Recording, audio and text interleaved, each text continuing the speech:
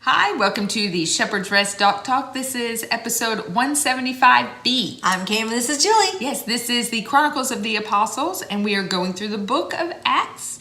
And this week we are in Acts 14, 1 through 28, I believe. Okay. Yes, 1 through 28. So the entire chapter of 14 is what we're in. Sounds good. So we're going to do a little recap from last week. Now, if you remember, last week we saw them in Antioch, not Antioch in Syria, right? But Pisidia, I believe. It's the Asian, where Turkey is. Right. It's where Turkey is now. Yeah. That's when we found out there's a whole bunch of those like Greenvilles or whatever. Oh, Greenville. Yeah, that's a good one. Or Riverside or Springfield or whatever. Yes, there were several Antiochs named after Antiochus Epiphanes. And they were run out of town. Okay. And if you remember, the last thing we saw was they were shaking the dust from their feet, wiping the dust from their feet, and they were leaving. And they went to a town about 30 miles away called Iconium. Okay. All right. So that's where we are picking up in 14:1. So we're just going to start reading. And as usual, I'm just going to stop here and there and give a little bit more explanation. 14:1 says, "And it came to be in Iconium that they went together into the congregation of the Yehudim and spoke in such a way that a great number of both Yehudim and Greeks believed." So as they're speaking, they're talking to the God-fearers that are in the synagogues. Now, the reason I'm really reiterating this is because as we go on with this story, we're going to see them shift from the synagogues out into the marketplace. And once they do that, they come to a cultural roadblock. Okay. And we're going to see that. So right now, it's good to know that they are speaking in the synagogues. So these Greeks, and this is very important to know, they already know about Yahweh. They already know about the one living God. These are the God-fearers. Yes, these are the God-fearers. They already know that monotheism is the way of the Jews. There's not these cultural barriers right now. He's just speaking to people and enlightening them on something they already know. So he's basically just giving them more depth to the knowledge they have. Yes. Okay. And he's revealing Yeshua as the Messiah. Okay. And the problem is not that Yeshua is the Messiah so much as it is that, what do you mean the God-fearers are equal to us? That's the problem that Paul has encountered up until this point. And it hasn't stopped, and it's not going to stop here. So let's keep going. In 2, it says, "But the Yehudim, the Jews, who would not obey, stirred up the nations and evilly influenced their beings against the brothers." Now, this is a different tactic. Okay. So we don't have the Jews getting mad at Paul and Barnabas and trying to stir up the other Jews. Okay. We have the Jews going to the authorities and stirring them up, saying, "Did you know that these two Jews, Paul and Barnabas, are teaching your pagan Gentiles that they don't have to sacrifice to Caesar anymore, and they don't have to have the polytheism religion anymore, and they're making them do Jewish things like eat kosher." And they weren't lying, but they were doing it in a way they're poking the bee nest or beehive. They couldn't get them riled the other way, so they're going to go with those who are not guided by Torah. Correct. It's really the same tactic that the Jews did to Yeshua. Mm-hmm. You know, they couldn't really try him for blasphemy. Right. They really couldn't do that. So they handed him over to the authorities, the Roman authorities, and said he's breaking their laws. Yeah. So that's exactly what they're doing here. Why not do it again? Yes. So picking up in 3, it says, "So they remained a little time speaking boldly in the master, who was bearing witness to the word of his favor, giving signs and wonders to be done by their hands. And the crowd of the city was divided, and some sided with the Jews and some with the disciples," or the emissaries, the sent ones. "And when a move took place by both the nations and the Jews with their rulers to mistreat and stone them, they became aware of it and fled to Lystra and Derbe, cities of Lycaonia and the country round about, and they were bringing the good news there." So they heard that they were going to be stoned. This is very important as the story goes on. The they were going to be stoned by the Jews. All right. So I guess the authorities gave them permission to do this. So they were going to be stoned by the Jews. So Paul and Barnabas fled. All right. Okay. So they came to an interesting little town called Lystra. Now, Lystra is about 9 miles away, I think, from Iconium, and it did not have a synagogue. So, but it had 3 very prominent people that we'll hear about in other places in the New Testament. This town had Eunice, Lois, and Timothy.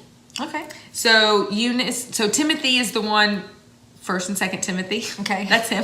And Eunice was the grandmother, and Lois was the one that married a pagan man. That's why his father was Greek and his mother was Jewish. Gotcha. He was the one that circumcised, I think, in Acts 16. So that's all of Timothy's family, basically. Yes. Mother, grandmother, and Timothy. So that's why they fled there, they believe, and that's who they stayed with, they believe. So what they did was they moved their message to the nations, to the pagans in the market.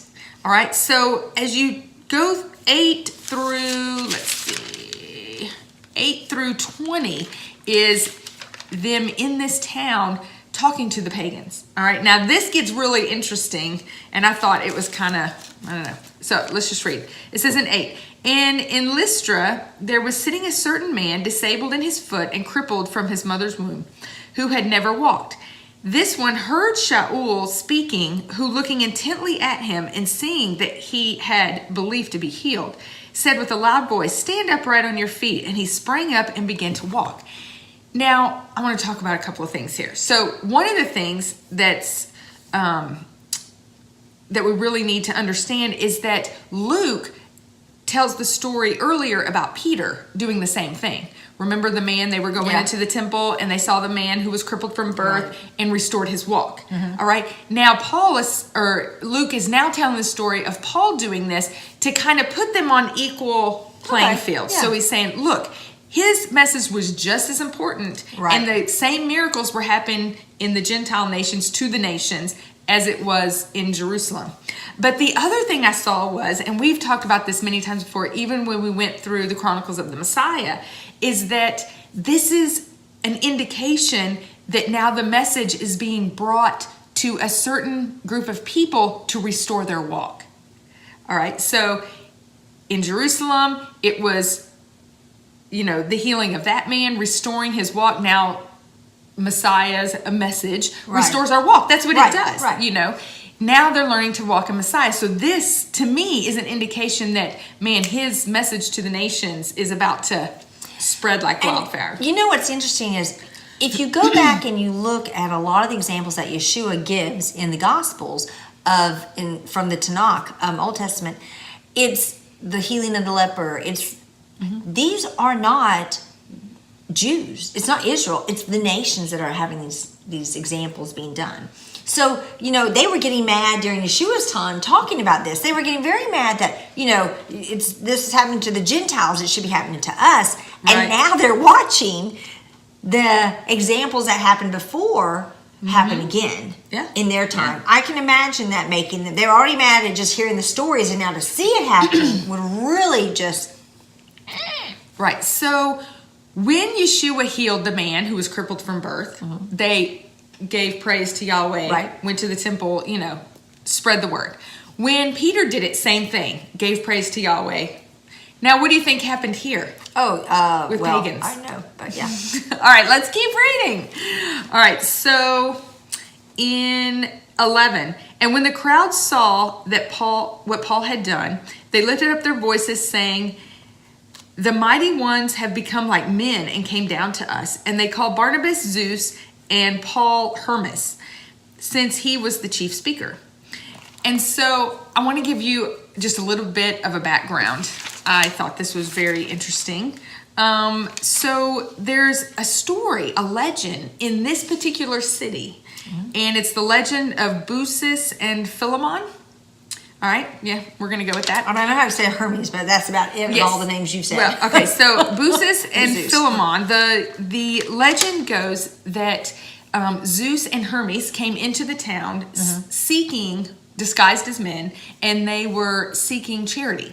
and no one would give it to them except Baucis and Philemon. Okay. Philemon and Baucis brought them in, they fed them, and then they realized that they were in the presence of gods, and they worshiped them, and they were given they were whisked away into a mountain while Zeus destroyed the village. Okay. So it's like the Sodom and Gomorrah story. But there's another one, and it's the story of King Lycaon. We're just going to go with that. All right, so Zeus visits the king, and he performs all these signs and wonders, and he is presenting himself as Zeus, as a god, and the king doesn't believe him. So he spends his entire life, the entire visit trying to dispute that Zeus is a god. And so Zeus turns him into a werewolf as punishment. All right, so with those two legends happening right in this area, you can see why they're reacting with, these are gods. Right, we got to act this way. We don't want to become werewolves. We don't want to become werewolves, and we don't want our city destroyed. Right. All right, so as we keep going, it says in 13. Can I interrupt you real quick? Sure. Just to say this. Yes, go ahead. Just for someone, so often we talk about things with the false gods, okay? And I know people are like, don't even talk about that. But we have to remember that the false gods are a perversion of what is true. The only reason why they take that form is to pervert truth. So sometimes I hear academics say, well, yeah, Jesus was just like them. See, he did the same type of thing that Zeus did and the other gods. But again, when you understand that he was before the foundation, that means that everything else was a perversion of what reality should come, that was to come. So I just want to throw that out there. So if ever your head starts to spin as to, well, God, it sounds like Jesus and Zeus sound the same. So why aren't they? Who says they're not? And also, if you've ever heard or studied the Mazzaroth, that is the story of the sky, and that is the entire story of redemption, which the enemy has been trying to figure out the whole time, and he's always, has someone forerunning out there to try to fulfill that part of the stars before Messiah does. Right. That's why he can, that's why the Tower of Babel was so dangerous. Right. Absolutely. Because it was all about a perversion of the story. So commercial over. Back to your scheduled program. All right. So in 13 it says, and the priest of Zeus, being in front of their city, brought oxen and wreaths to the gates and wished to offer with the crowds.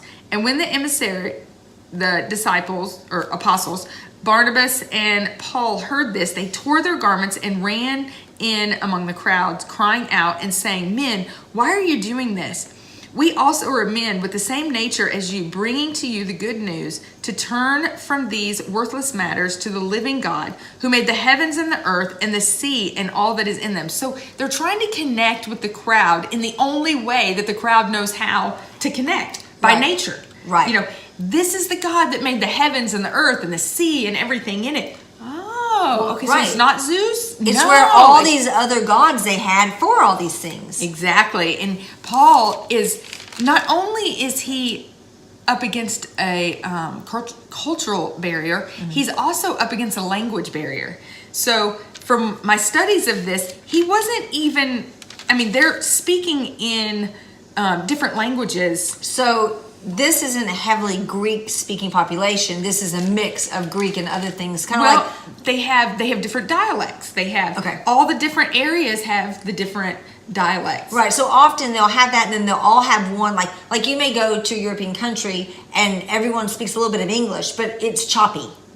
Right. Okay. Which is probably how this was. I'm not quite sure, but I would imagine. I'm just trying to get it in my head. Yes. So in 16 it says, who in the past generations allowed all the nations to walk in their own ways, though indeed he did not leave himself without witness, doing good, giving us rain from heaven and fruit-bearing seasons, filling our hearts with food and gladness. Now we see this in Romans 1.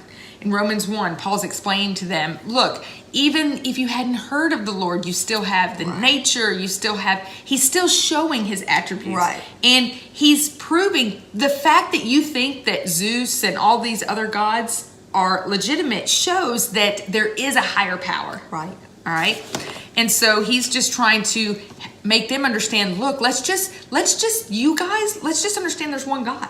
Yeah. Now, when you understand this, you can see why some of his letters seem so controversial, because you can't just say, all right, here's this one God and here's all these laws that you need to go by. Right. You need to first introduce them to the one God. Right. Which is what he does, which we think, oh, well, then we just stop right there. Right. One step at a time. Right. One step at a time. And I love that. He's using what they already know, what's familiar, to bring them along. Because if you don't start with the same page, you can't go forward. Right. So in 18 it says, even with these words, they still had difficulty in stopping the crowds from offering to them. Now break. Now we're going to move to 19, but there is a time break here. Okay. All right. So in 19, just keep that in mind for a second. In 19 it says, but the Jews arrived from Antioch and Iconium, and having won over the crowds, they stoned Paul, dragged him out of the city, thinking he was dead. But while the taught ones gathered around him, he rose up and went into the city. And on the next day, he went away with Barnabas to Derbe. So we know that there's a time gap between 18 and 19, because after they stoned Paul, they dragged him out of the city thinking he was dead, but while the taught ones gathered around him. So we know they were there long enough to have made disciples. Right. Because at the beginning of this, it was just Paul and Barnabas. Yeah. And now they have a lot of taught ones, all right? And as they leave this city, the rest of 14, what you see is, instead of leaving that city, which is very close to Tarsus, where Paul is from, which they could get to Antioch pretty fast from there, they backtrack and go back to Iconium, they go back to Antioch, they go back to Lystra, they go back to all the places that this first mission trip that they're on took them to strengthen the disciples, the few disciples that they made. I love that. So basically, they planted the seeds, they left, now they're coming back to see what kind of harvest has happened. Yes. Oh, And it's not growing. too long, but it's long enough that what really they were facing are two things. So the Gentiles, when they believe in Messiah, they have to forsake polytheism, all right? Forsake the paganism. Which means they're rejected by their friends, their families, their business associates, the authorities. They could be arrested, they could be persecuted, they could be executed for atheism. I mean, they're facing a lot of different things. I know, because if you're not polytheist, then you're denying one of their gods. Yes, that could you're affect an the whole atheist. city. You're considered an atheist because only Jews were exempt from the polytheism type religion. Right. All right.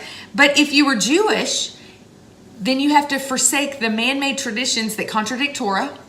You have to walk in the ways of Yeshua, which we know when he walked here how contradictory that was. All right. And not to the Torah, but to the traditions of men. Right, to the traditions of men. And then you're forsaken by your family, forsaken by your friends, forsaken by your business associates, and you could be stoned for blasphemy. So these people were facing on both sides. On both sides. They were facing their own set of problems. Now, I want to read Galatians 4:8-11. Galatians 4:8-11 really hits home what Paul was encouraging the Gentiles to overcome. Okay. All right. So it says, but then indeed, not knowing Elohim, you served those which by nature are not mighty ones. But now, after you have known Elohim, or rather are known by Elohim, how do you turn again to the weak and poor elementary matters to which you wish to be enslaved again? You closely observe days and months and seasons and years. I fear for you, lest by any means I have labored for you in vain. So, not understanding what Paul was doing and what he was up against and what these Gentiles were up against, we say, see, they're returning to Torah law so bad. They were never in Torah law. Right. Okay. We see in Galatians 4. They're trying to get them to learn. In 3, it says, so we also, when we were children, we were under elementary matters of the world, being enslaved. Right. So he's saying you were enslaved, Messiah set you free, and now you're being enslaved again because they were under severe persecution for leaving that faith. Right. The Jews didn't accept them because they weren't becoming Jewish. Right. Their only option was, or their only conclusion to the matter was, well, you have to become Jewish. Right. Then you won't have these issues anymore. Right. You'll be a Jew. And Paul was you're bringing it on yourself. Right. And Paul was like, no, because the prophecies say the Jew and the Gentile will be co-heirs together. If everyone's Jewish, where are the Gentiles? Right. All right. Now, the other one that I want to bring up that he said for encouragement was Hebrews 6. In Hebrews 6, it says, therefore, having left the word of the beginning of the Messiah, let us go on to perfection, not laying again the foundation of repentance from dead works and of belief toward Elohim, of the teaching of immersion and of laying on of hands and of the resurrection of the dead and of everlasting judgment. And this we shall do if Elohim indeed permits. For it is impossible for those who were once enlightened and have tasted the heavenly gift, Messiah, right, all right, and have become partakers of the set apart spirit and have tasted the good word of Elohim and the powers of the age to come and fall away to renew them again to repentance, having impaled for themselves the Son of Elohim again and put him to open shame.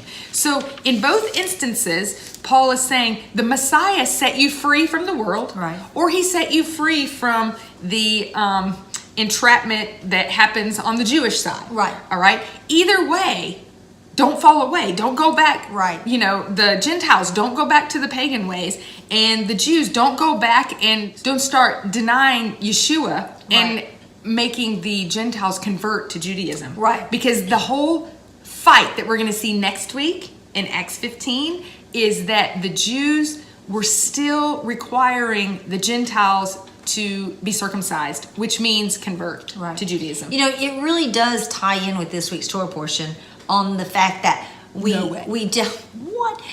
dealt with them coming to believe Messiah, Yahweh and Moses, Messiah. Right. And those two, once they believed in unison, again, that was Jew and Gentile together, that they came in and were able to have one voice. Yeah. And so that's the whole goal. The whole goal right here is what we talked about, to get to Revelation so we can have one voice. And this has to happen. Again, to have the Jew and Gentile for the one new man. Right. And to have the Jew and Gentile, you know why? Because we have a little bit of a different melody, or not melody, but what's it called? Harmony that goes with the melody. And that's what helps make the song perfect with the song Song of Moses and the Song of Messiah. And this is, I love it, this is the process in seeing kind of the baton's been handed off from the time in the wilderness and going back into another type of wilderness. Absolutely.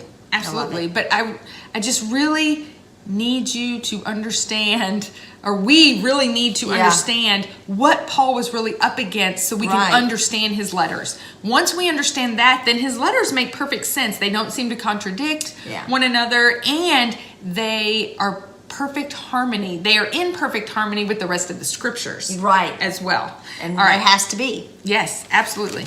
All right, well, let's just finish this chapter off. Okay. In 21, it says, and having brought the good news to that city, and having made many taught ones, they returned to Lystra and Iconium and Antioch. So, like I said, they're going back the way they came, strengthening the beings of the taught ones, encouraging them to continue in the belief, and that through many pressures we have to enter the reign of Elohim. And having appointed elders in every assembly, having prayed with fasting, they committed them to the master in whom they had believed.